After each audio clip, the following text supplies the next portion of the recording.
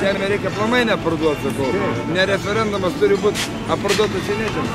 Jeigu esi patriotas, tai tu jos neparduosi. Mano mamelė sakė, atvažiavo iš jos, ten siūlė pinigus, sako, aš vaikai žemės tavo neparduodu, sako, tėviškai kas gali parduoti. Tai kam referendumas, jeigu neparduoda?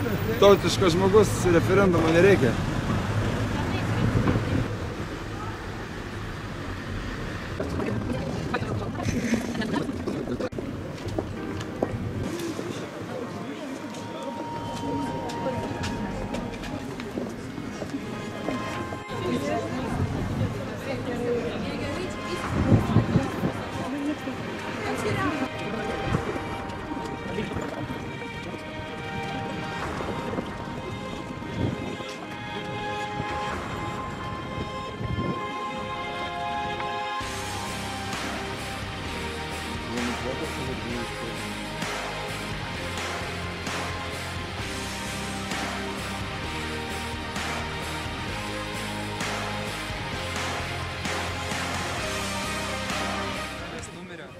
Dabar sugriežtinu ir ne asmens kodas reikalingas.